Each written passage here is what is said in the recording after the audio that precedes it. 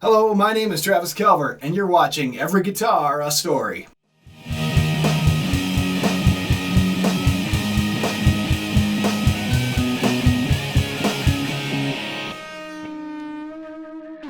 Welcome to the first ever, the inaugural episode of Every Guitar a Story. This is the first in what I hope becomes a long line of shows about guitars. What else? I mean, with a name like Every Guitar a Story, you weren't thinking this was about banjos, were you? Not that there's anything wrong with banjo music. Honestly, I love all stringed instruments. But for me, guitar is where it's always been at. It's an obsession that started a long time ago in a place far away called Mason City, Iowa.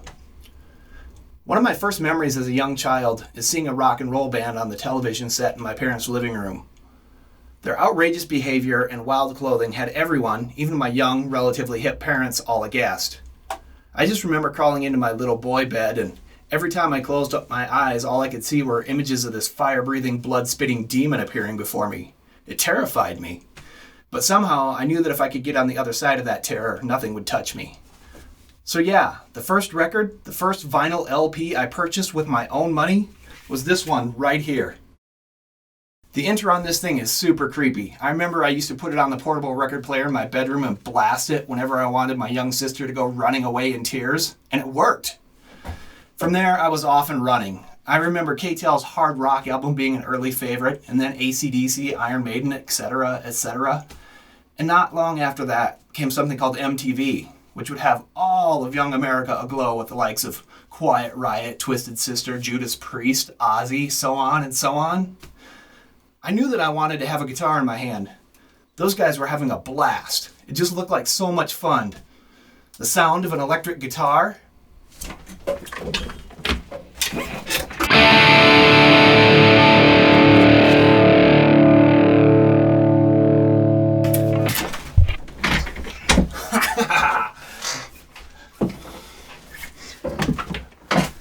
There's nothing else like it.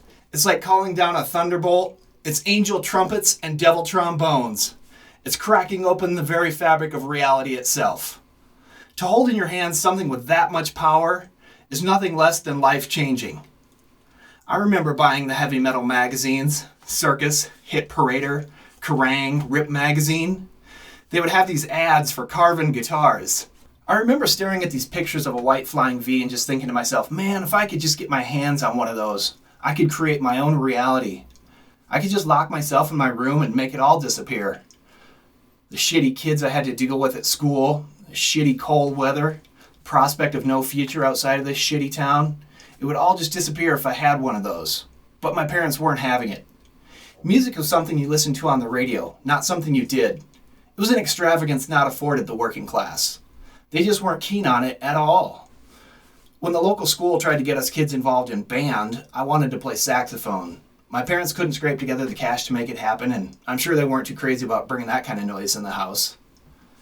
When I told them I wanted a guitar, it was another no. You'll just get into drugs and devil worship. Well, by now I was into my teenage rebellion years, and I really didn't give them too much guff, but they could still make my life hell. So I just set about figuring out how to get what I wanted without raising their ire. It wasn't until I was 16, had a job, and my own car that I was finally able to purchase my first guitar. I knew a guy from my high school art classes by the name of Scott Davis who promised to show me how to read tab and play a few chords if I bought a guitar. Well, now that I had transpo and a small source of income, didn't take long to save up a few bucks. Now as for the choice of where and how to go about purchasing one of these spellcasters, the choice was obvious. Let me set the scene for you. I grew up on the south edge of a small town of about 30,000 people in mostly rural Iowa. We lived just outside the city limits on a gravel road across from a cornfield and a mere 2 blocks away from a tin shed of a building called Ron's Pawn Shop, where one could feast upon the broken dreams of others. It was a great place to find leather jackets, power tools, wedding rings, and of course, guitars. This was a place that our parents really didn't want us visiting, but all us neighborhood kids would still ride our bikes up there and go in mostly to browse through the used cassette tapes. So I know I've been blabbering on long enough, and you all are like, I thought this was going to be about guitars. Not your life story. Well, trust me, I'm almost there. It's a little bit further. So it's 1989, and by this time, things on the heavy metal front had progressed. There's this new thing happening called speed or thrash metal, and I was all in. Metallica, Anthrax, Slayer, Nuclear Assault, Sacred Reich, Flotsam and Jetsam, Exodus. If I could find it, I bought it. On cassette, of course. It was only a year previous that I found the first cassette at Ron's Pawn. From the first moment that cassette went into the boombox and the play button was pushed, I was just blown away. Rewind, hit play, rewind, hit play. Jump in the fire over and over again. So now I'm ready. It's 1989. I've got the dough. I've got the desire. Now I just need a guitar. I walked into Ron's Pawn and picked out this.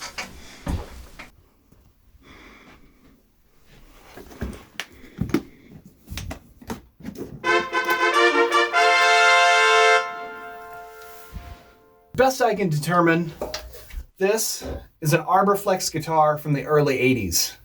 So yeah, this 21 fret shredder has a rosewood fingerboard, black binding along the neck and body. It's got a brass nut, which is kind of unusual. You don't see those too often. It's got a humbucker of some generic origin. Not great sounding, but does the job. Coil splitter, which I never really used. Volume and tone.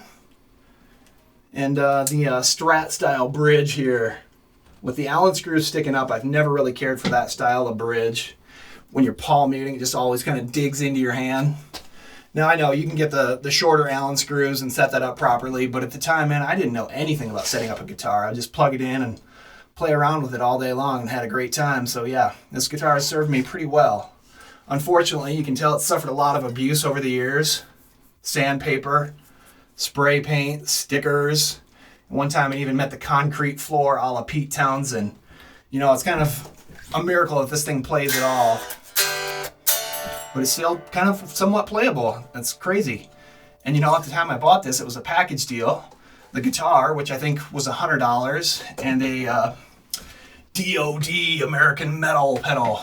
And then I bought a small solid state Fender combo amp that I no longer have.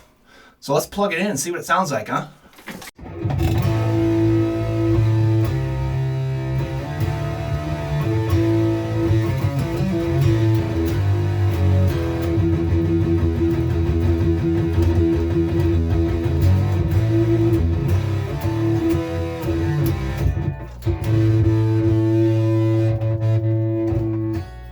Hopefully I've learned to play a little bit in the last 30 years. I mean, when I first got this thing, I had no idea what I was doing or how to tune it. I would just crank on the tuners until I got two of them to sound like something I'd heard before. And then I would just run my finger up and down the fretboard and it would sound something like this.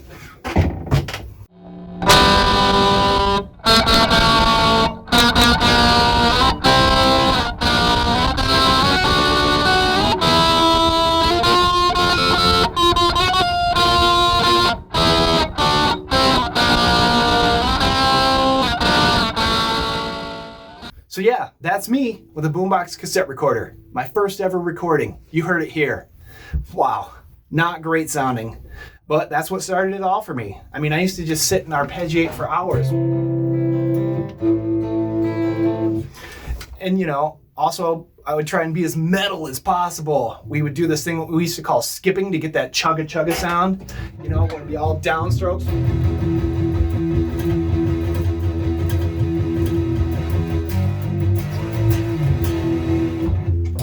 I would do that all the time until I would I would break the bottom E strings all the time just from constant downstrokes on it. But, that's what you do when you're a kid and you're having fun. And so, I think about all the stuff that I used to do and it was great. But at the time, I just really didn't have the attention span. And it's kind of sad considering how much time I had on my hands and how if I had applied myself, how damn good I might actually be now. Well, that's regrets for you. Anyway, I want to switch gears and now talk about someone who truly shreds. Robert Bobby Parker is the lead guitarist, singer, and frontman of a band called Salem's Band. I first met those guys in July of 2017, played a show with them at the now defunct Jub Jub's Thirst Parlor, booked by the wonderful David Massoud. I was blown away from the second he hit that first note. So here's an interview I did with Bobby last week. Check it out.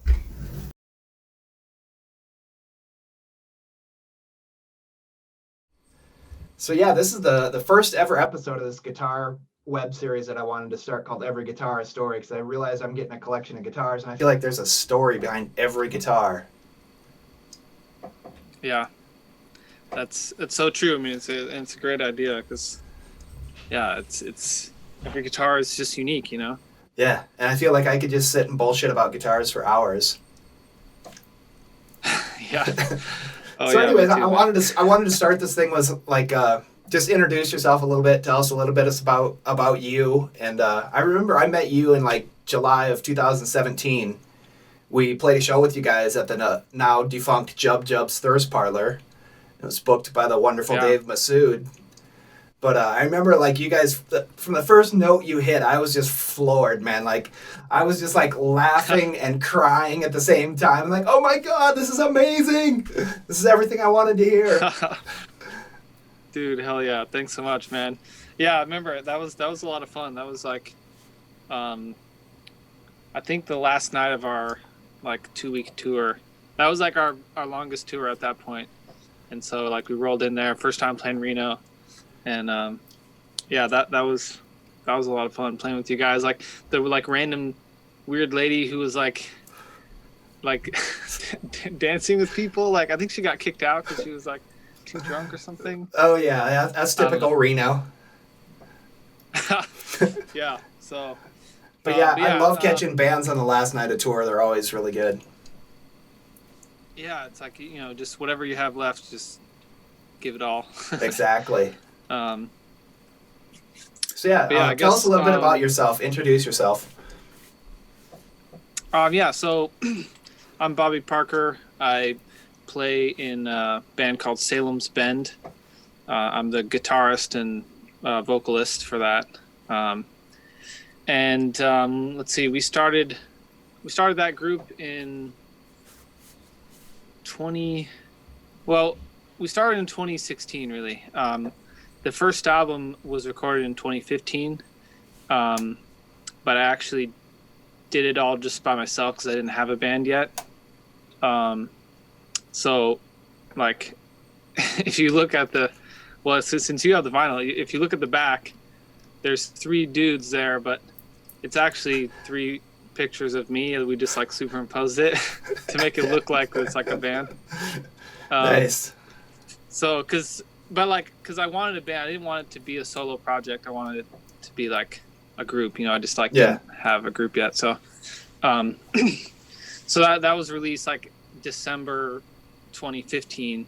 But then Ripple Music, which is like a cool kind of smaller label from the Bay Area, they heard about it through Bucky, who lives there in Reno. He heard it. I don't know. He's just like always on Bandcamp, I guess. So he heard it and liked it. So he sent it to Todd over at Ripple. And so like they reached out to us about, you know, seeing if we were interested in getting basically like joining the label and having it released on vinyl.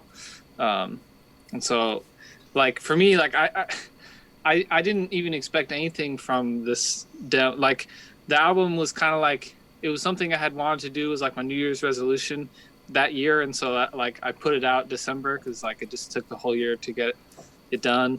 Like I actually had started recording it the year before, but it kind of started as just a recording, almost like a recording test, if you will. Like I would get a new microphone and I'd want to like test out like some new technique or something.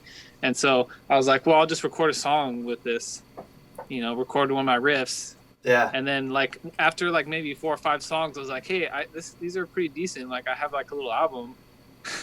Yeah. So yeah, I mean, it definitely exceeded my expectations for what it would do for my music. You know, just getting it out there. So yeah, like joining Ripple was really cool. They helped us get some better tours and stuff like that. Cool. Get some shows and yeah. I think it's a phenomenal album. I bought the cassette and it stayed in my van for a year solid. Like it didn't leave the cassette deck. Nice. It was phenomenal. Dude, that's awesome. Thanks, man. Yeah. So I was going to ask you, Yeah. how old were you when you started playing guitar? Um, I started at 18 or 19, like kind of later. Yeah. Um, yeah, I started in college. I went to school at UCLA, and I had wanted to. I'd always kind of wanted to play an instrument and like play music, but um, I don't know. I never really pursued it in high school.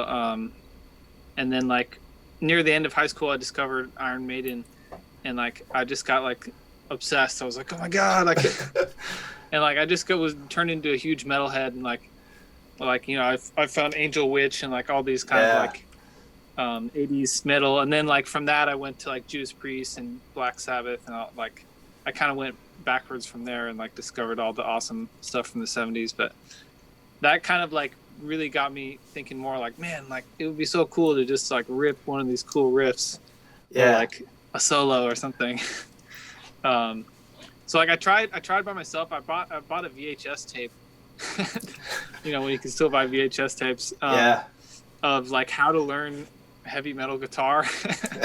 And it had Iron Man on it. It had Flight of Icarus by Maiden, and then it had It's Not Love by Dokken. Oh yeah. And so like having not known, I didn't play, I hadn't played anything ever, so I popped this thing in and I'm like trying to learn these songs. But like Iron Man is pretty basic, so I could kind of get the main thing down, but like that was it. And I was like, Dude, that's all you need. Everybody starts there. Yeah, right. And it was like, okay, I got these, I can play like this single note riff, but like how do I get better? Like how do I expand this? So like in college, like that was like the summer before college I first tried, and then I gave up because it was too hard. But then like in college I met some good friends, and like they, like my buddy Brian played guitar, and so he was like, yeah, like I'll teach you some stuff. And then my friend Alan had taken a guitar class through the rec center at UCLA, and he was like, yo, this class is really good, it's only $50, and it's like meet once a week and he'll teach you the basics. Yeah. So I was like, I'll just do that. Like I should learn, because I was trying to teach myself, it was hard. Yeah. Like when I didn't know anything, so I took that class, and then like I just like fell in love with guitar. I was just obsessed. Like he kind of, I think the main thing that helped was like he was like, just find something to work on this week, like, and just practice for 20 minutes a day. Like don't like, if you want to practice for 2 hours, go ahead, but like what's better than like one day a week for 2 hours is 20 minutes every day. Yeah, And so daily that practice. I was like, okay, I can do 20 minutes every day. Yeah, and it's like it's a little bit easier when it feels like less daunting. Like when you suck for 2 hours, you're just like, God, like fuck this, But yeah. when you suck for 20 minutes, you're like, okay, I'll try again tomorrow. And then Yeah. like a week later, you're like, oh wait, I can actually like play that riff like better now. Yeah. So yeah, that I think helped me a lot, and I kind of just became obsessed and started like playing all the time. And then like YouTube was kind of growing more than like it wasn't like it is now, because I think YouTube started in maybe 2005 or 2006. Yeah. I can't remember, or maybe Something 2004, like but that was like right around the time when I was learning guitar, like 2006 is when I picked it up. And so they didn't have that many guitar demos. Like now you can just find any any song, somebody's like broken it down and like how to do it. But there was like there was a few things out there, and so I'd be scouring the internet and like what's a pinch harmonic? Like I don't even know what that means. Like but yeah, that's when I started. Cool. What was your first guitar? My first guitar was well, like my first guitar that was mine was this it was like a Strat knockoff guitar. It was called the brand was Johnson. It's just like one of those cheap guitars that. Before that, my mom had a classical guitar that she lent me, and so that's what I kind of started on in like the class, like, you know, because the class you had to have an acoustic guitar, so I borrowed her classical, and so like I played that a lot, and me and my friend Mark Cray, like we would like try to write songs and come up with stuff. Like after the first class, all I knew was like one chord, E minor, and I was like, dude, let's write a song, like just playing E minor.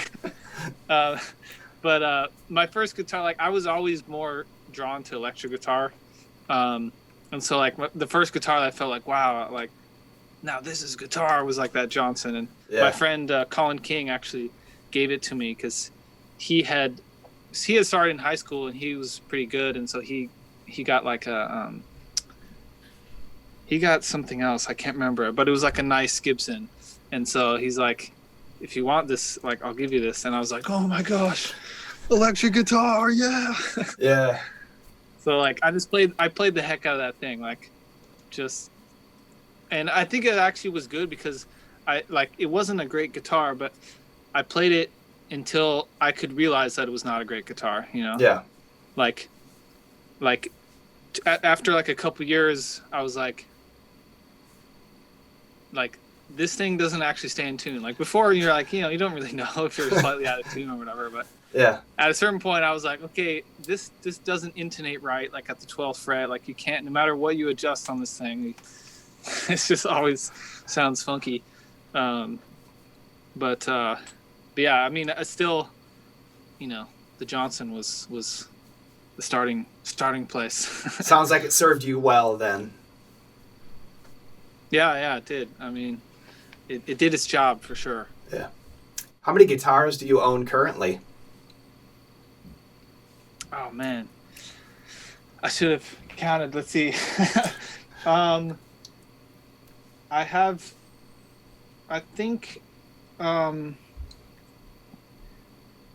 8 electric guitars, and then I have 3 acoustics and 2 basses. Yeah, sounds about right.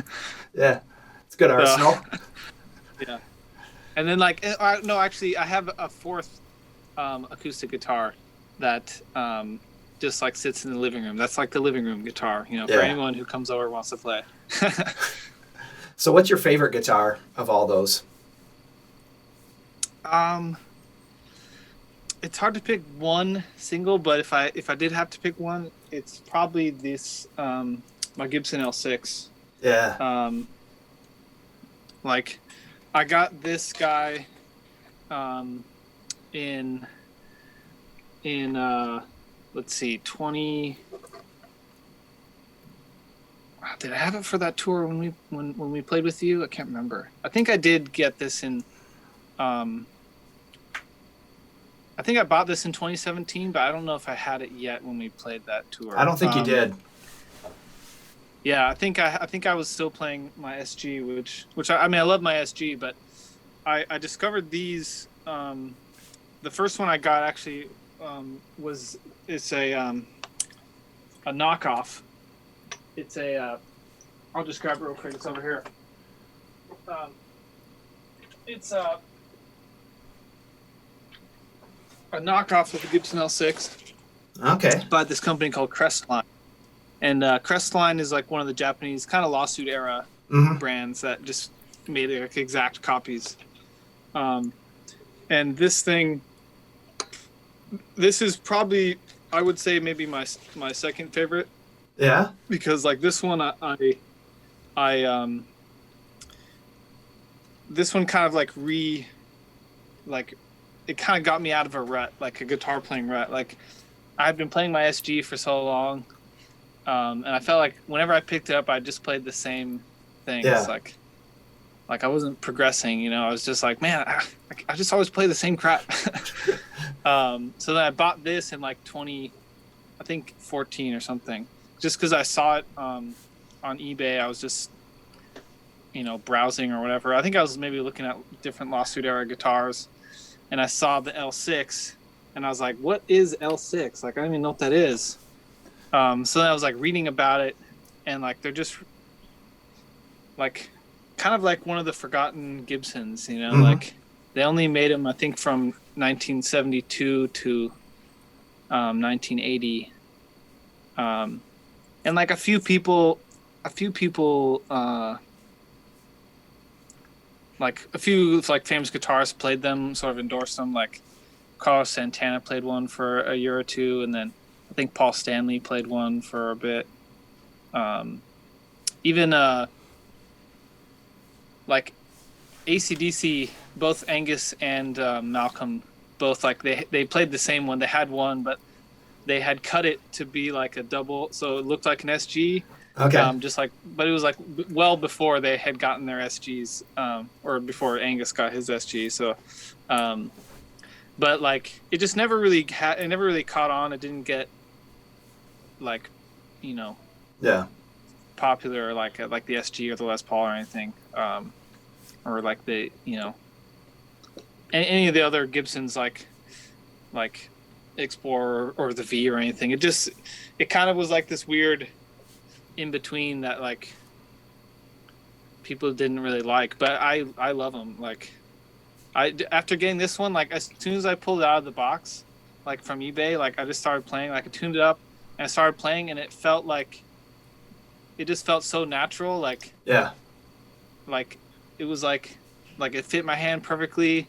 Like there was no like, oh, let me like, oh, get comfortable on this. No, it was like instant. Like I was like, oh shit, I can just like play cooler stuff. And like literally I probably wrote like 200 riffs, like or something. Yeah. Like it just like inspired so much, this Crestline guitar. So then like after that I was just obsessed, man. Like So does that I was like, vibrato stay in tune pretty well, or? Yeah, this is actually new. I just put it on. I got it for Christmas Oh, cool. last year, What is that? and it's like a Duesenberg. So what's cool about it is it doesn't like, you don't have to route anything out or whatever. Okay. It just basically takes the place of your tailpiece. Yeah. And so you don't get as much range as like obviously like a floating bridge, but you get more than a Bigsby, and it stays in tune like better, and it's like it feels really like nice and natural. Oh, cool. Like so that thing's new, but normally it's just a regular kind of stop bar. Yeah. But yeah, this thing was like, I felt like this Crestline like restarted my love for guitar after like I was in like a rut for a while. Right on. What kind of strings do you use? I almost always use like the super light Ernie Ball Slinkies, the basically the lightest ones I have, the 8 to 38. Oh, wow. And I use those because pretty much purely because that's what Tony Iommi used. And so like, but you have all your fingertips. Yeah, exactly. Like, and like, you know, for him, it's like, cause he had to with the, you know, the fingertips and stuff. But like, I was like, man, if you can get like a amazing, like giant beefy tone with like really light strings, like, why don't I just try these out? Like, cause like, you know, people are always like, no, get the beefy, heavy strings for like a beefy tone. And I was like, well, I don't know, man. Iommi does it. Right.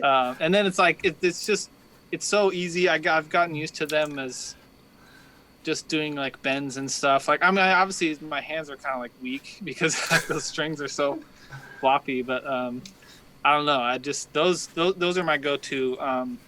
And then I have some guitars that are tuned to like D standard. So like 2 steps down. And then I those ones I put like the 9 to 42 or like a 10 to 46 or whatever. Yeah. But I usually just stick with Ernie Ball. That's just like, I don't know. I bought Ernie Ball because that's what some friend recommended, and you kind of get like I like them, so I just keep using them. Yeah, same here. I've been using them since I was 16. Nice. Yeah, I mean, it's just you like, if it isn't broken, don't fix Right? it. You know, Yeah. like they sound good. Like I especially like I don't know if you ever tried the they call them like the rock and roll strings, but they're like the pure nickel wound Okay. I don't think I've tried those. strings. Um, they're they're supposed to be like a slightly more like vintage sound or whatever. Um, but the reason I like them is they have they kind of have a more consistent sound. So like they're not super bright to begin with because the wrapping I guess is pure nickel instead of like a nickel steel, Mm-hmm. and so it's a little bit less bright to begin with, a little bit more warm. And so like as you play it for a while and it loses its brightness, like it's a little bit more consistent because it doesn't like it was not that bright to begin with, so it doesn't you don't notice that they're old as Okay, fast. sure. Yeah. Because like I don't change my strings very often. I should probably change them more, but Yeah. like I don't really break them, even though they're really light. I rarely break a string, so like I'll go like 6 months like through like a bunch of shows and practice and everything, and then like, oh, I guess I should probably change these. They're starting to rust. Yeah. I look down. Yeah, there's like rust and shit. I'm like, oh, okay. So I was going to ask, you mentioned you play in drop D sometimes. Do you do a lot of alternate tunings? I don't. I used to kind of play around with different tunings more often, and I'd like to get back into that again.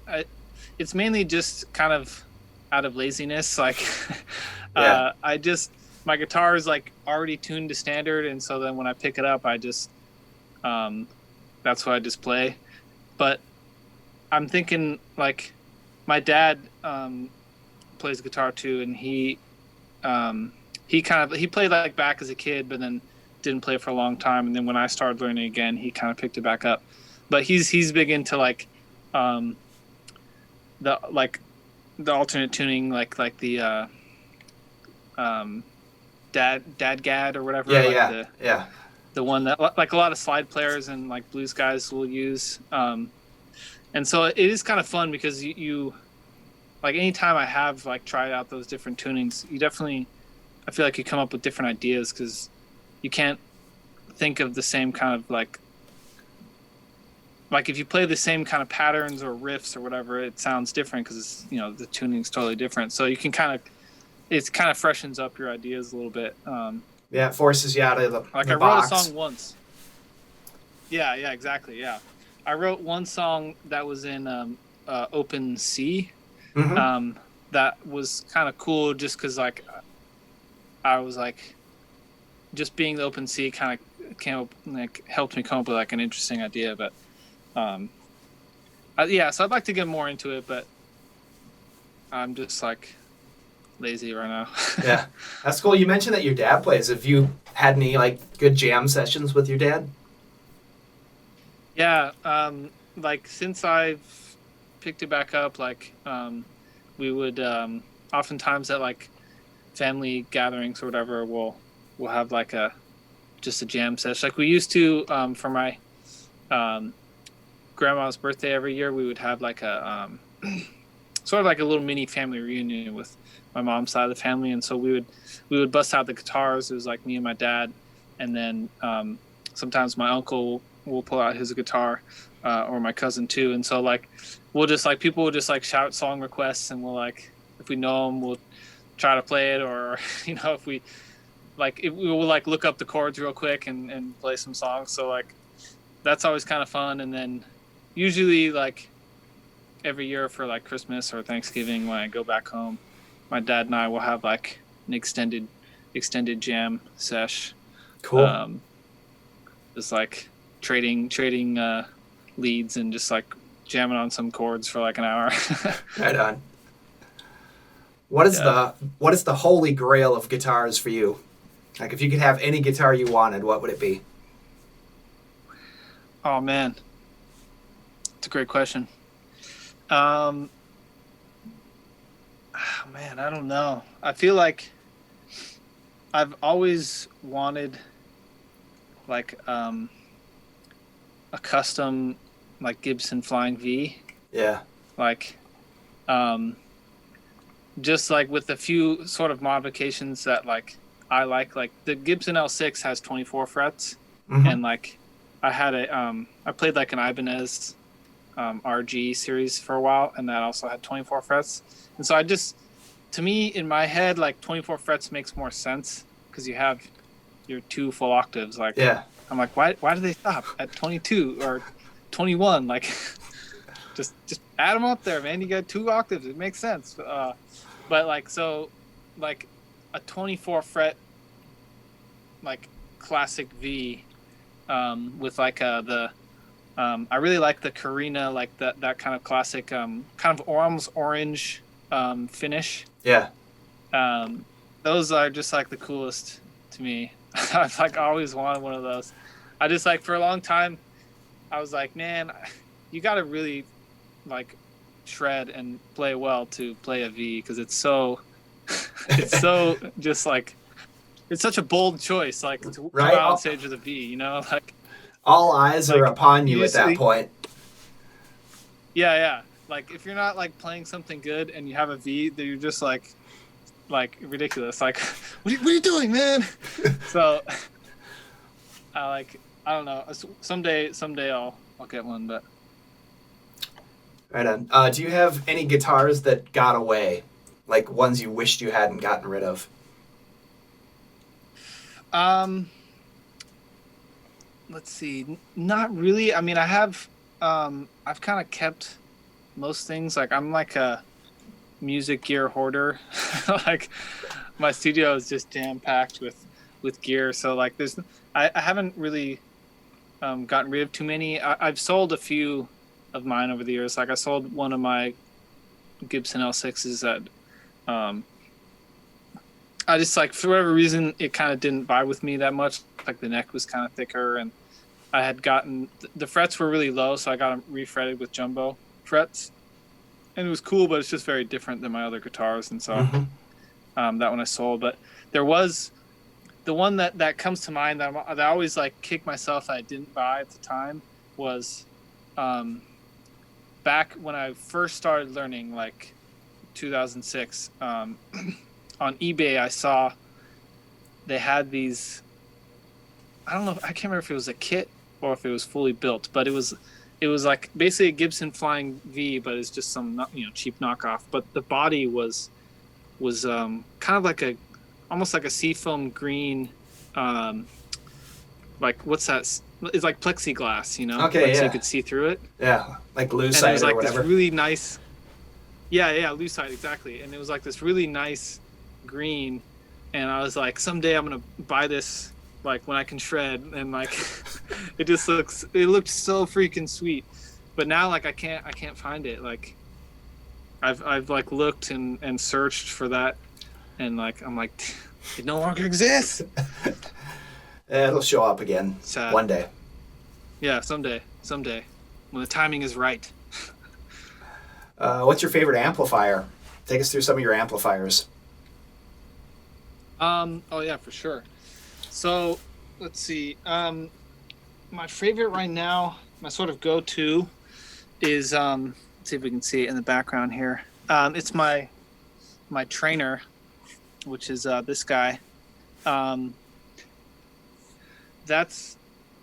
It's like it's an all tube head. It's like it's sort of it has like two settings basically. You can do 15 watts or 40 watts. Cool. And so it's but what I really like about it is it's a really basic kind of circuit, and it just has basically preamp gain, then it's like bass and treble EQ, and then master volume. Yeah. But there's like a little switch in the middle that you can switch, and it's called like pure mode, and it basically bypasses the tone stack.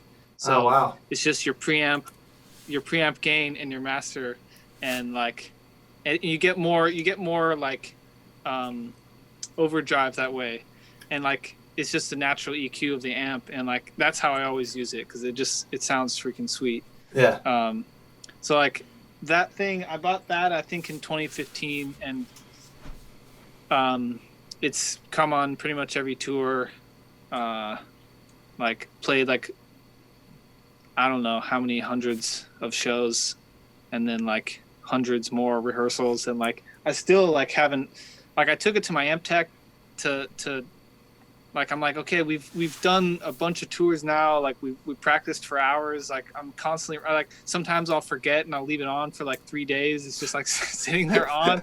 I'm like, there's got to be, maybe like tune it up. And he's like, actually the tubes are totally fine, everything's fine with this amp, like. Yeah. So I was like, oh, okay. I guess it's just like a real workhorse, like, and it's nice and compact, like it just easy to fit in the van, and I never can turn it up past like 3 or 4, like depending on the venue, Yeah. like even though it's like not even very high wattage, like it's just I got plenty of volume and it's just got a nice tone. Cool. So yeah, that's like probably my main amp, and then my second amp, which is over here. You can see this guy here. This is the Sun Solos. It's a solid state amp from 1970, and it's like a 2-channel. It's kind of like a copy of, I think at the time the Sun guy was sort of making it as like sort of to compete with like the twin reverb or something. Yeah. Because it has basically the same kind of settings. It's like 2 channels. 1 channel has reverb, tremolo, and just reverb and tremolo. But it has like a little switch on there that you can switch. It's basically says distort times 20, and so like you flick that switch and now you have this like sweet overdrive, and so like obviously I always have it on that setting, obviously, and yeah you got it. But yeah, that amp, like that's my second amp. Like I always have, like whenever I can, unless we're playing like some backline show or something, I try to play with like 2 amps on stage, just because it's more fun. I run slightly different effects to each one. Yeah. Like I have a fuzz going to the Sun, so I could get kind of like a gnarlier fuzz tone there, and then I have sort of like a more clear overdrive going to the Trainer, so I can kind of blend those sounds. And then when I have like a delay pedal, and so the delay is only on one of the amps, so you can kind of get a stereo sound. Cool. So like those are my two main amps. I love those things. Those have come with me, I think, on pretty much every tour. Like it's been those two. Yeah. Take us through some of the pedals that you use. Yeah, for sure. Let me grab my board. Let's see. I'm always like, oh my gosh, what's going on? Like, I'm always kind of going back and forth between, like, being like I don't want to use many pedals. I just want kind of like straight in, basic, easy stuff. Yeah, like straight in to then like, oh man, but there's a lot of cool effects and like different things I can do. So like my board, I mainly do. Let's see. Let me get this in frame here. So like lately, I've been using kind of my main pedals is into the Trainer. I use this the DoD 250, which is like a kind of like a classic just like overdrive. It was made, I think, originally, like the original ones were from the 70s or something. It was one of the first kind of like overdrive pedals, like one of the very early ones. But this is like a reissue. But that it's super basic. You can see it's just like gain and volume. Yeah, I still have the And, like, first pedal I ever bought was the DOD American Metal. Oh, dude, yes. Bought that in That's awesome. 1989. Oh yeah, dude, that's awesome. Yeah, like they make good stuff.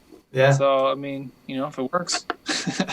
So yeah, that I go into the trainer with, and then the sort of main sound into the sun is the swollen pickle. Yeah. Fuzz, and like I lucked out in that, like, I somehow George Trips, the guy who makes Way Huge pedals, he somehow like heard our band on Facebook. Like, I think it was just like a recommended video. Like, he watched something else, like, because like he likes a bunch of, he likes kind of all kinds of music, but he's into like the rock and metal and all that good stuff. And so like he somehow saw the video and like saw that we were a local band, and so he like hit me up and was like, hey, what's on your pedal board? And I just was like, oh yeah, just some random pedals and stuff. Like, for a long time, this was my main go-to overdrive. It's just like one of those like Chinese brands, but it sounds like fantastic. It's a really nice one. It's a very, like, if you crank it fully, you get like super kind of metal tones, but I always kind of use it about halfway, and then it's more like a good kind of clean overdrive. And that I used for several years, just like on tour everywhere. But then I just felt like I wanted a little bit more harmonic content, and so this thing kind of sounds similar, but I just get a little bit more, I feel like, interesting harmonics. But yeah. But yeah, anyway, so like I met George online, and so he was like, hey, like, if you want to swing by my shop, like I'll give you some pedals to try out. Cool. So like he gave me the swollen pickle, and this one's cool because it's like a special edition artwork. It's like the what's that guy's name? I forget his name.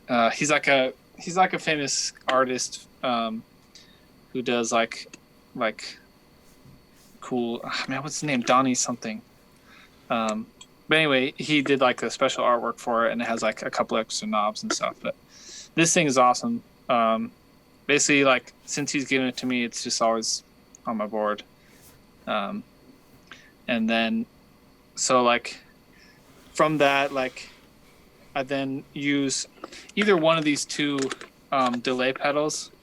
I have the Aquapus and then the Superpus. Cool.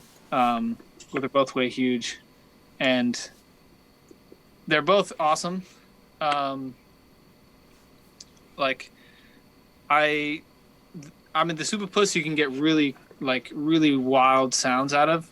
I think it's analog delay, but you can get up to, it's like 2 or 3 second delay. Like, oh, wow. Maybe it's 2 seconds. It's like really long. If you want a really long, like blum, blum, blum, you get really wild stuff with this. So this has like a ton of functions. You can do like tap tempo, all this kind of cool stuff. But like recently I started using it more just because I've been kind of having more fun with delay and stuff. But for a long time, my main delay was the Electro Harmonics, the Memory Man. Okay, yeah. Deluxe Memory Man. Yeah. Which is like a classic.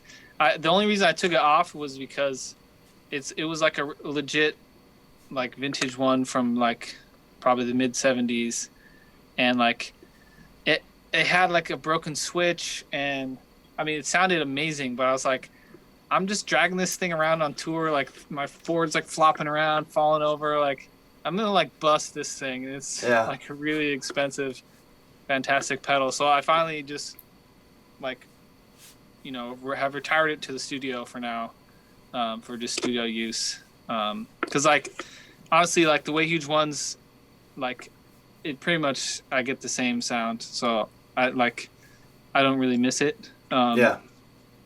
And then like, you know, you can still buy one of these. Like if this breaks, like if I fall and smash this, I can get it for like a reasonable price. Sure. But yeah, I've been kind of doing more stuff with delay lately. It's been kind of fun to get like spacey, you know.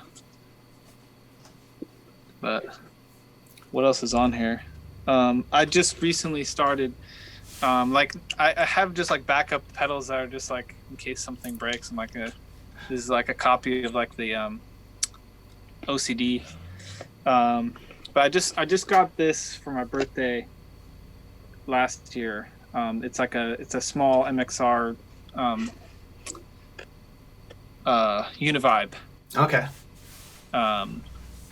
And because like one of my favorite guitarists is Robin Trower. Mm-hmm. And he's like a big like Univibe guy. Yeah. And like he just, I don't know, I love his tone. Like he's just like, so I think in my opinion he's like the best of the kind of like Hendrix style like blues shredders, like Yeah. aside from Hendrix himself obviously. But to me, like I feel like Robin Trower is basically just like a more kind of like somber or like minor key like Hendrix. He's just like he's just amazing. So like my buddy Chris Farr, who plays in a band called Gypsy Crypt, like he has one of the full tone Univibes that he uses, and like it just sounds freaking awesome. And so like whenever I would go jam with him, I'd be like, damn dude, this Univibe is sick. So I got that for my birthday, and I was pretty stoked. All right, now all this talk about gear, any chance you could play us something? Yeah, I mean, sure. Let's see what. Oh man, what should I play? I don't know. Some riffs? Just some riffs, or if you have any cool little tricks you want to give away. I learned this from my friend Brian, playing guitar. Like when you have these guitars where it plugs in the front. Yeah. To always go through your strap. Always. You know, yeah. Before you plug it in. Just like always. Because when you step on that cable, instead of it just like breaking out of your guitar or like ripping out and like fucking up the whole jack, it just like pulls on the thing.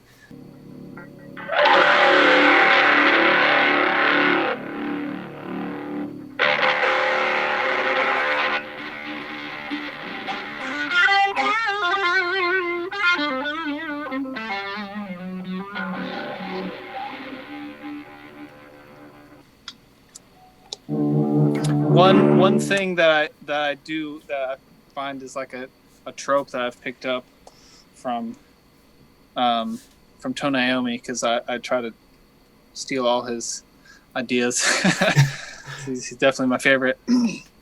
Is just like I find myself playing a lot with letting the low string kind of drone out. Mm-hmm.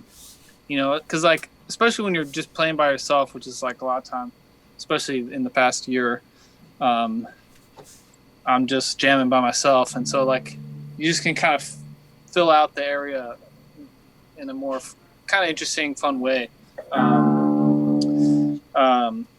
So like I just find a lot of my riffs, I just do that kind of thing where I let the low E, or in this case it's a tune to D, but I let that thing kind of ring out as I play it through the other notes and stuff, and just kind of beefs up the sound.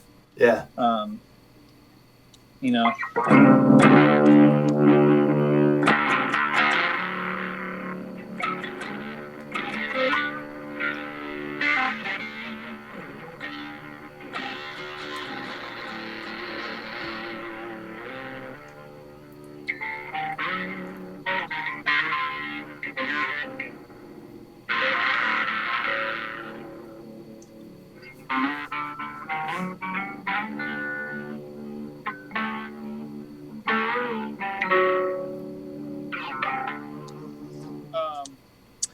I do that a lot. Let's see what's another fun thing that. One thing I just kind of started that I picked up just last year that I've been having fun with is normally I use these regular, like the Tordex. I use like the 1 mil pick, just a standard pick. But instead of holding it like you would normally hold it, I play with the side of it that's like rounded, you know? Yeah. Because I was helping a friend with a project where he wanted to have like my buddy Mark Cray. He's a great kind of singer songwriter. He had a song that he wanted kind of like a Queen, like Brian May sort of guitar sound. So like I kind of dialed in my most Brian May sound, and I was like researching like what makes him, you know, like tick, or like what's his like, you know, little tricks and stuff. And he always uses like a coin. Weird. It's like some very specific coin. It's like a 50 pence, whatever. Like I can't remember exactly, but so like for recording for my friend's thing, I used this like aluminum pick, but like I held it on its side to have like the more kind of rounded attack. And so I just discovered that it was like a really kind of fun, interesting sound. Like your attack is like, it's slightly less, I guess, aggressive, like the pick sound, but you get more like kind of pick noise, and so you kind of it's like interesting. Like I don't know that the subtleties will really pick up on the iPhone, but I just find that it's like it feels a little bit different. And the tone, like if you listen to the two back to back, like you can kind of hear a little bit of difference in the kind of picking attack. And so I've been having a lot of fun doing that, and just kind of like using that kind of rounded edge more. But yeah, with the aluminum tick especially, you get a lot of that kind of like string noise, you know. Yeah.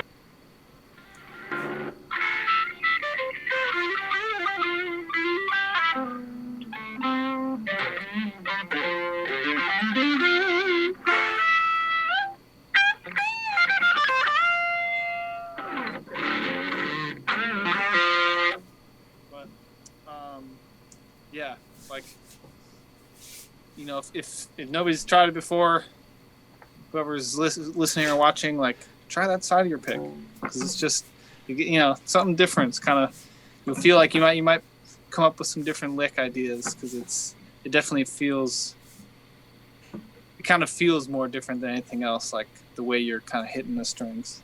So you know, those kind of things like helps me like keep fresh, you know. Yeah. Like keep coming up with ideas. Yeah, like I don't know what else I have. What are the tricks? Oh, one trick that I'll show that I saw. Basically, I learned from watching Rory Gallagher. I usually do it always once per show when we play Tip of Salem.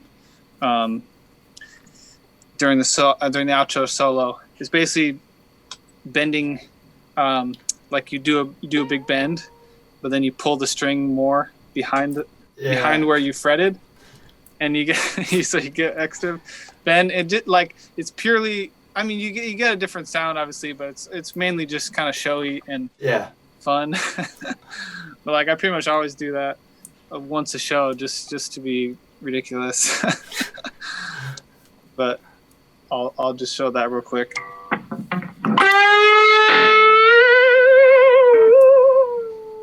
Yeah. Like you can really just get some crazy bends behind your fretted finger. So like I don't know, when you don't have a whammy bar, like all these L6s I have are like they're string through body, so I can't put that cool like Duesenberg whammy thing on there. So like I don't really use the whammy much, but it is kind of fun for over the top solo. So since you don't have that, like doing the behind the string, Yeah. It's kind of fun. All right. Well, I want to thank you for spending some time with us. I want to thank you for letting us in, sharing your secrets, and talking guitar. It's been a blast. Thank you, Robert. Sure. You want to play us something heavy to take us out? Me, man. Yeah.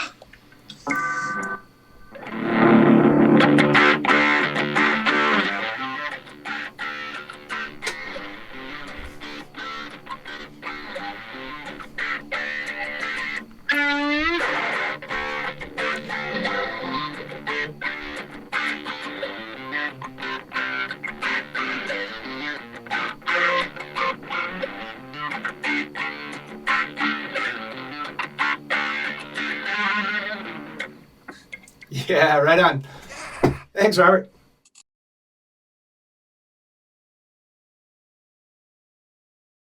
So that's going to do it for the first episode of Every Guitar a Story. I hope this has been as enjoyable for you to watch as it has been for me to make. Make sure to hit like and subscribe, and I welcome your feedback. I'd love to hear your thoughts and suggestions on how to make this a better show. And if you'd like to be a guest on the show, just let me know. I'd love to sit down and just talk guitars. So until next time, keep rocking!